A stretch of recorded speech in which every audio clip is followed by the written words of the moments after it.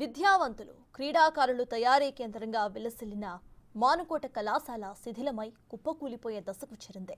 వందల మంది జాతీయ స్థాయి ఆటగాళ్లను, సివిల్ సర్వెంట్స్ ను, రాజకీయ పండితులను అందించిన ఈ కళాశాల ప్రస్తుతం అవసాన దశకు చేరుకుంది. చారిత్రక నేపథ్యం, ఘన కీర్తి కలిగిన మానుకోటు ప్రభుత్వ కళాశాలకు పునర్వైభవం తెచ్చేందుకు పూర్వ విద్యార్థులు కలిసి రావాలని బిగ్ టీవీ పిలుపునిచ్చింది. బిగ్ టీవీ కథనంతో పూర్వ విద్యార్థులు కదిలివచ్చారు. తమకు జీవిత పాఠాలు నేర్పించిన సరస్వతి నిలయాన్ని నిలబెట్టుకుంటామని ముందడుగు వేస్తున్నారు. జిల్లాలోని ప్రభుత్వ జూనియర్ కళాశాల శిథిలావస్థకు చేరుకున్నటువంటి జూనియర్ కళాశాల వద్ద ఉన్నాం. ఇక్కడికి పూర్వ విద్యార్థులంతా కూడా చేరుకున్నారు. వాళ్ళు అసలు ఏం చేయబోతున్నారు, అసలు దీనికి సంబంధించి ఈ చరిత్ర ఏం చెప్తారు, దీనికి వాళ్ళ నుంచి అసలు డిమాండ్ ఏంటి, దీన్ని నిలబెట్టుకోవడానికి వాళ్ళు చేసే ప్రయత్నాలు ఏంటో ఒక్కసారి వాళ్ళనే మాట్లాడదాం. చెప్పండి, అసలు ఎట్లా ఉంది, అసలు ఎట్లా మొదలైంది, ఇప్పుడు దీని చరిత్ర ఏంటిది అసలు? ఈ మహబూబాద్ ప్రభుత్వ జూనియర్ కళాశాల అనేది ఉమ్మడి జిల్లాలో చాలా ప్రాశస్త్యం కలిగినటువంటి సంస్థ. ఈ సంస్థలో చదివిన వాళ్ళు అనేక మంది దేశ విదేశాల్లో ఉన్నారు. శాస్త్రవేత్తలుగా, ఇంజనీర్లుగా, డాక్టర్లుగా, వైద్యులుగా, రాజకీయ నాయకులుగా, ఎమ్మెల్యేలుగా, మంత్రులుగా చాలా ప్రాశస్త్యం ఉంది. చాలామందికి ఉపాధిని, ఉద్యోగాల్ని కల్పించిన సంస్థ. అనేక మంది ఉద్యమాలకు పోయిన సందర్భం ఉంది. సామాజిక నేర్పిన ఈ సంస్థ. ఈరోజు ఈ సంస్థను చూస్తే చాలా బాధ కలిగింది. పూర్వ విద్యార్థిగా నేను ఇక్కడ 79-80 వరకు ఇక్కడ నేను ఎంపీ చదువుకున్నాను. చదువుకొని ఒక ఉపాధ్యాయుడిగా రిటైర్డ్ అయ్యాను.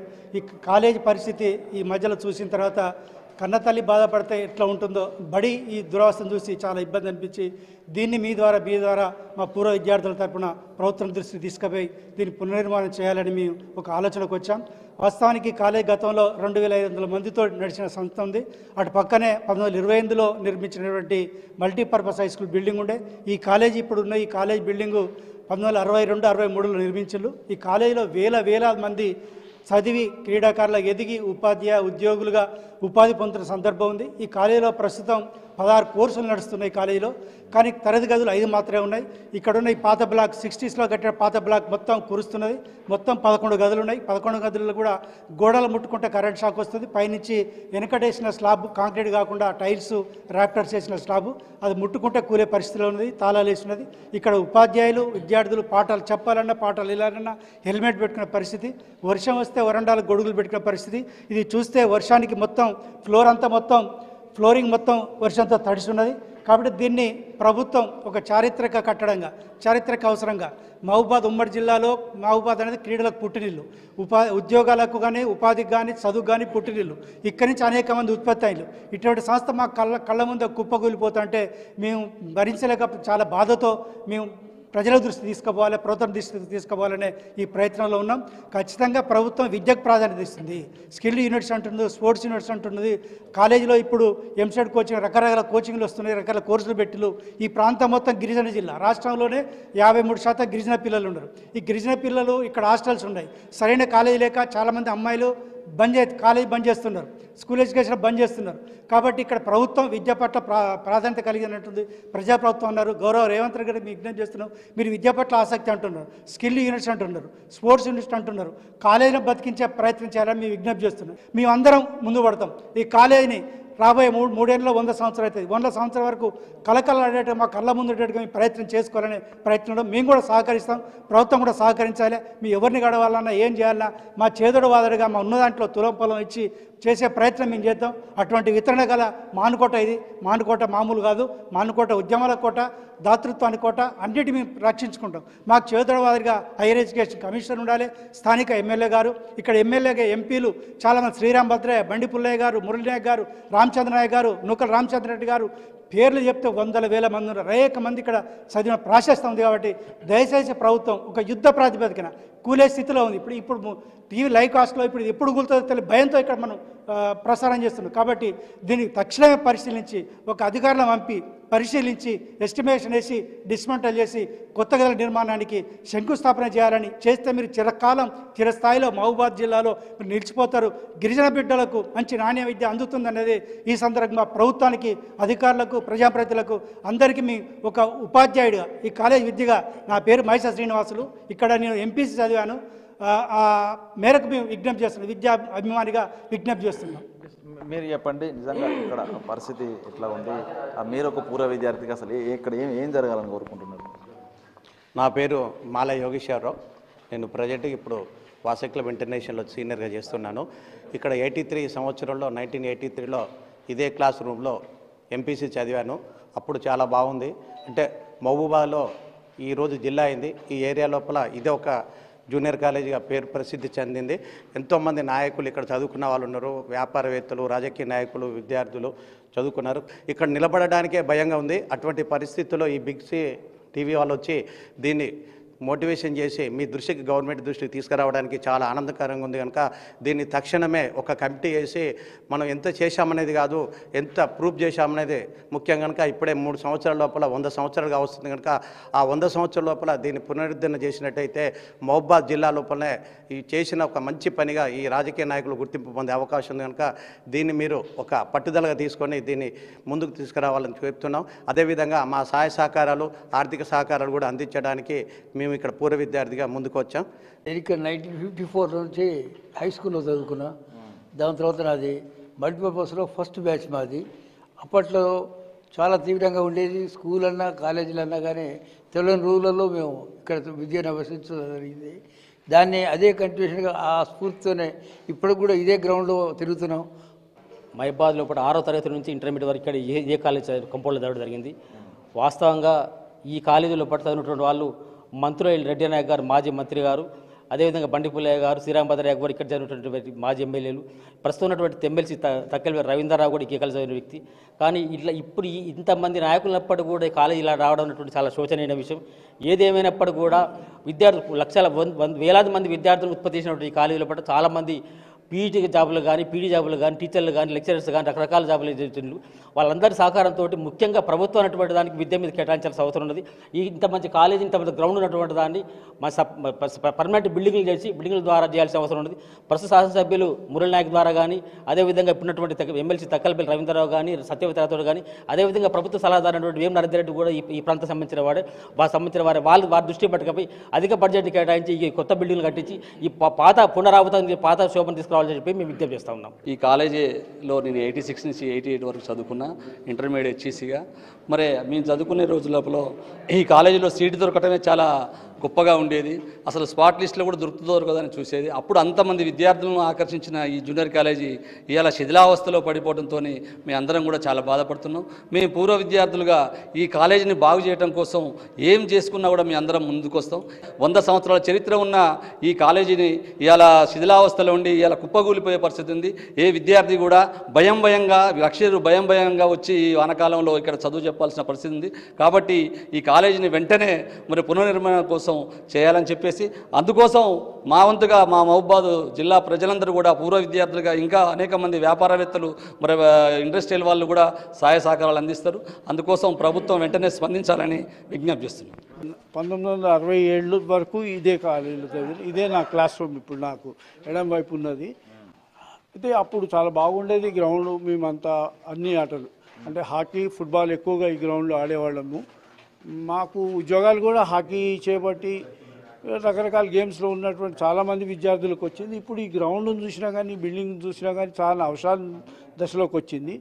సలహా ఏమంటే అందరు కలిసి eminent people and big citizens of the town కలిసి ఒక కమిటీ వేసుకొని ఈ బిల్డింగ్ని పునరుద్ధరిస్తే బాగుంటుంది అనేది నా సలహా. ఘన చరిత్ర కలిగినటువంటి ఆ మహబూబాద్ ప్రభుత్వ స్కూల్తో పాటు ప్రభుత్వ కాలేజీ సంబంధించి కూడా పూర్తిగా దీన్ని అంతా కూడా పునరుద్ధరించాలి, పూర్వ వైభవం తీసుకురావాలి అనేటువంటి ఒక ఆలోచనతోనే అటు పూర్వ విద్యార్థి ముందుకు వెళ్తా పరిస్థితుంది. బిగ్ టీవీ కూడా ఈ యొక్క పునర్నిర్మాణం పూర్తి చేసి 100 ఏళ్లకు దగ్గర అవుతున్న నేపథ్యం లోపల పూర్తిగా దీన్ని రినోవేట్ చేయాలి. కంప్లీట్గా మానుకోట ప్రజలకు, పేద మధ్యతరగతి ప్రజలకు ఉపయోగపడేటువంటి ఈ యొక్క కళాశాలను తిరిగి పునరుద్ధరిస్తే వేల మందికి మరోసారి ఉపాధి అవకాశాలే కాదు, విద్య లోపల ఉత్తీర్ణత సాధించి ఉన్నత శిఖరాలు వచ్చే విధంగా ప్రయత్నం చేస్తున్నట్టు కూడా వెలువడుతున్న పరిస్థితి కనిపిస్తోంది. వీడియో జర్నలిస్ట్ వీరేందర్తో వేణు, బిగ్ టీవీ, మహబూబాబాద్. పేద మధ్యతరగతి కుటుంబాలకు చదువుల తల్లిగా, క్రీడల పుట్టినిల్లుగా వెలిగిన మానుకోట ప్రభుత్వ కళాశాల కోసం పూర్వ విద్యార్థులు ముందుకు కదిలారు. తమ వంతు సహాయం అందించడానికి కలిసి రావటం గొప్ప విషయం. చారిత్రక నేపథ్యం ఉన్న ఈ కళాశాల పునర్నిర్మాణం కోసం ప్రభుత్వం చొరవ తీసుకోవాలని విద్యార్థులందరూ కూడా కోరుతున్నారు. విద్యాలయం 100 ఏళ్లకు చేరుకుంటున్న తరుణంలో పూర్వ వైభవాన్ని తీసుకువచ్చేలా ప్రభుత్వం కృషి చేయాలనే డిమాండ్స్ వెల్లువెత్తుతున్నాయి. ప్రభుత్వ పాఠశాల, కళాశాల 100 ఏళ్ల పైగా చరిత్ర కలిగి ఉంది. ఇప్పటికి శిథిలావస్థకు చేరి కుప్పకూలే దశకు చేరుకుంది. దీన్ని కాపాడుకోవడానికి బిగ్ టీవీ పిలుపునిచ్చింది. బిగ్ టీవీ పిలుపుతో కళాశాలలో చదువుకున్న పూర్వ విద్యార్థులంతా కదిలి వచ్చారు. అసలు వారేం చెప్తారు, బిగ్ టీవీ పిలుపుతో వారు అసలు కళాశాల ఏం చేయబోతున్నారు తెలుసుకుందాం. 1969 నుంచి 1975 వరకు ఇదే కళాశాలలో చదువుకున్నాను. 6th క్లాస్ నుంచి ఇంటర్మీడియట్ చదువుకున్నాను.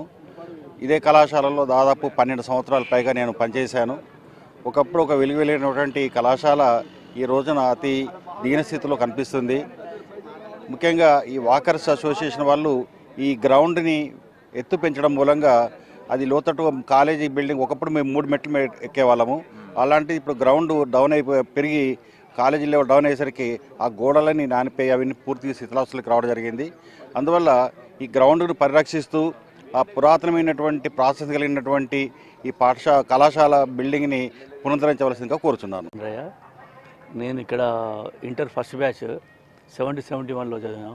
అప్పుడు ఈ బిల్డింగ్ చాలా మంచిగా కొత్తగా ఇది ఉండే, అకామిడేషన్స్ కూడా బాగుండే. ఈ గ్రౌండ్ కూడా మంచిగా అప్పుడు హాకీ ఫుట్బాల్ ఇవన్నీ ఆడేది.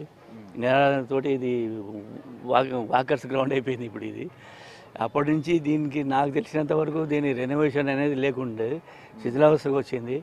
దీన్ని ఫండ్స్ అలాట్ చేసి పైలట్ ప్రాజెక్టు ఏదో ఒక దాంట్లో పెట్టి దీన్ని మళ్ళీ కొత్త బిల్డింగ్ చేసి స్టాఫ్ని కూడా రిక్రూట్మెంట్ చేసి విద్యార్థులందరికీ ప్రైవేట్ స్కూల్స్కి పోకుండా ఈ స్కూల్లో చదివే పరిస్థితి కల్పించాలని నేను ప్రభుత్వాన్ని కోరుకుంటున్నా. మా అప్పుడు ఏంటంటే జూనియర్ కాలేజీలో సీట్ దొరకకపోతే ప్రైవేట్ కాలేజీ పోయేది, విధి లేని పరిస్థితి ప్రైవేట్ కాలేజీ పోయేది. ఇప్పుడు మెరిట్ స్టూడెంట్స్ అనేటోళ్ళు బయటికి పోతున్నారు, ఇక తప్పదు అనుకున్న ఇళ్ళే చదువుతున్నారు. మొత్తం తలకిందులు అయిపోయింది విద్యా వ్యవస్థ. దాన్ని మళ్ళీ జూనియర్ కాలేజీకి వచ్చి చదివే పరిస్థితి కల్పించాలని ప్రభుత్వాన్ని నేను కోరుకుంటున్నాను. ఇక్కడ అనేక మంది రాజకీయ నాయకులు, క్రీడాకారులకు చాలా పెట్టింది పేరు.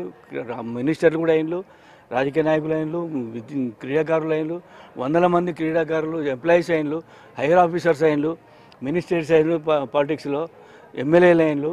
దీన్ని కనీసం వాళ్ళు కూడా కొద్దిగా గుర్తించుకొని దీన్ని చేయాలనే ఆలోచన అందరికీ సీనియర్స్కి రావాలి. ప్రభుత్వానికి కదిలించడానికి ఏదో ఒక మార్గదర్శనం చేయాలి. నా పేరు వెలిశాల కుమారస్వామి. నేను ఇక్కడ బాస్కెట్బాల్ కోచ్ని. నేను ఇదే కాలేజీలో 87లో ఇంటర్మీడియట్ 87 to 89 చదువుకున్నాను. ఆ తర్వాత అప్పుడు ఈ క్రీడలు అనేది చాలా ఉత్సాహంగా ఖోఖో, బాస్కెట్బాల్, అథ్లెటిక్స్ ఇట్లా అలా చాలా రకాల క్రీడాకారులు చాలామంది జాతీయ స్థాయి, ఇంటర్నేషనల్ స్థాయిలో కూడా క్రీడాకారులు ఇక్కడ తయారయ్యారు. కానీ ఇప్పుడు ఏమవుతుందంటే ఈ కాలేజీ అప్పుడు స్ట్రెంత్ ఉన్నారు కాబట్టి ఇక్కడ పార్టిసిపేషన్ బాగా జరిగేది. ఇప్పుడు స్ట్రెంత్ లేదు కాబట్టి ఎవరు రావట్లేరు. ప్రైవేట్ స్కూల్ పిల్లలు కూడా ఎవరు రావట్లేరు. వచ్చినా కానీ మనం మామూలుగా ఏదో అట్లా టైంపాస్కి వచ్చి పోవడం తప్ప ఇంట్రెస్ట్గా ఆడి చేయాలనేది లేదు. ఎవరో వచ్చిన వాళ్ళని మేము తీసుకుపోయి జాతీయ స్థాయిలో కానీ పంపిస్తున్నాము. కాబట్టి ఈ కాలేజీని బాగా డెవలప్ చేసి ప్లస్ ఈ గ్రౌండ్ వాకింగ్ ట్రాక్ ప్లస్ ఇదంతా కూడా బాగా ఖరాబ్ అయిపోయింది. ఏంటంటే ఈ నీళ్ళు పడ్డ నీళ్ళు అంటే లోపలికి కాలేజీలకు పోయి కాలేజీ అంతా ఖరాబ్ అవుతుంది. అది ట్రాక్ను కూడా కొంచెం మంచిగా చేసి కాలేజీ కూడా మళ్ళీ కూలగొట్టి కడితే బాగుంటుందని మా యొక్క. మహబూబాద్ ప్రభుత్వ జూనియర్ లెక్చరర్ల సంఘం అధ్యక్షుడు సదానందం మాట్లాడుతున్నా. ఇక్కడ బాయ్స్ కాలేజ్ లోపల ఓ దీర్ఘకాలిక సమస్య ఉంది. రోడ్డు పైన ఉన్న నీళ్ళంతా ఇక్కడికి రావడం వల్ల అది మొత్తము వాటర్ మొత్తము ఆ కళాశాలలో చేరడం వల్ల అది మొత్తం పునాది లోపలికి నీళ్లు పోయి మొత్తము ఆ కాలేజ్ మొత్తం డ్యామేజ్ అయిపోయింది. చాలా కాలం క్రితం అంటే 78 సంవత్సరాల క్రితం కట్టిన ఆ బిల్డింగ్ కాబట్టి ఆ శిథిలావస్థకు వచ్చింది. దాన్ని డిస్మెంటల్ చేయాలి, దాని స్థాన కొత్త నిర్మాణం ఏర్పాటు చేయాలి. సో వాడుకుంటూ ఉన్నారు. 3 రూములు మాత్రమే విద్యార్థులకు అనుకూలంగా ఉన్నాయి. పాత రూముల లోపల ఒక క్లాసులు నిర్వహిస్తూ ఉంటే ఎప్పుడేం జరుగుతుందో భయాందోళనకు గురవుతూ ఉన్నాం. చాలా సందర్భాల లోపల ప్రభుత్వాన్ని నివేదిక చేసుకున్నాం. వాళ్ళు కూడా వివిధ డబ్బులను శాంక్షన్ చేసిండ్రు. మొన్నటికి మొన్న కూడా అన్ని ప్రభుత్వ జూనియర్ కళాశాలలకు రిపేర్ల పరంగా లక్షలాది రూపాయలు శాంక్షన్ చేయడం జరిగింది. కాబట్టి టెండర్కి ఎవరు రావడం లేదు. మొన్నటికి మొన్న పక్కకుండే గర్ల్స్ కళాశాలకు కూడా 5 లక్షల రూపాయలు స్థానిక ఎమ్మెల్సీ గారు 5 లక్షల రూపాయలు ఇస్తే టెండర్ పాడే పరిస్థితి లేదు. బిల్స్ రావని సాకు చెప్తా ఉన్నారు. టాయిలెట్స్ లేవు. అసలు ఇంతవరకు ఆధునీకరణ జరగలే. ఎలక్ట్రిఫికేషన్ అసలే లేదు. పిల్లలు ముట్టుకుంటే జల్లంటా ఉంది. ఎడతలేక పిల్లలకి ఇబ్బంది అవుతూ ఉంది. ఏమైనా ప్రమాదం జరుగుతుందని భయపడుతూ ఉన్నాం. ఇప్పుడు ఈ ప్రభుత్వము ముఖ్యమంత్రి గారికి వినవించుకుంటా ఉన్నాం.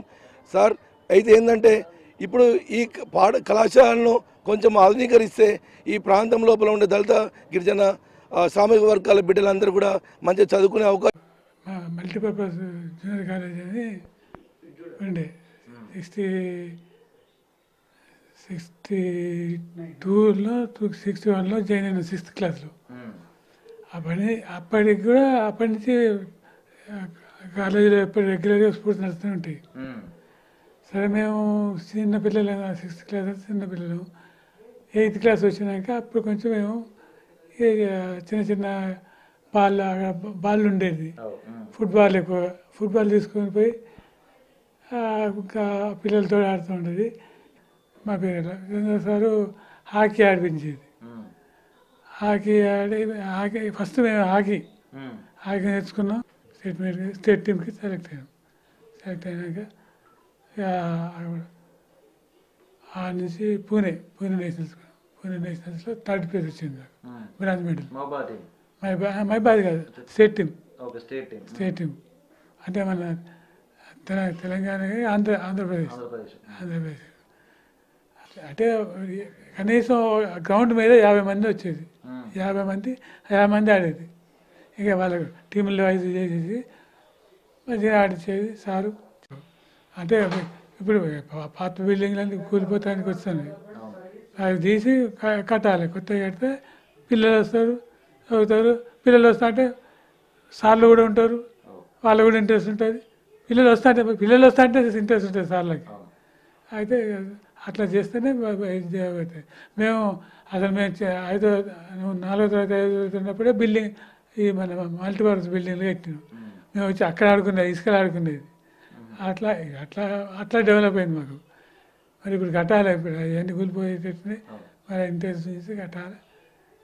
అంటే పిల్లలు వస్తే మాత్రం టీచర్లు ఉంటారు, పీటీ టీచర్లు ఉంటారు, వాళ్ళు ఉంటారు, గ్రౌండ్ మీద ఉంటారు. ఇక పిల్లలు రాంతి ఏం చేస్తారు? ఇప్పుడు మేము కూడా గ్రౌండ్కి పోయేది, రిటైర్ అయినా కూడా పోయేది. ఇక మాకు కొంచెం చెత్త కాకుండా తగ్గిపోయింది.